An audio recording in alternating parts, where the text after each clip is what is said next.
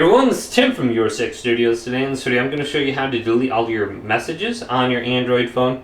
So if you go to the message app down here, we can just select it and then go to the person you want to delete. Just hold down on it. So when you hold down on it, you can see you have this little check mark right here, and then you can select each additional text after that.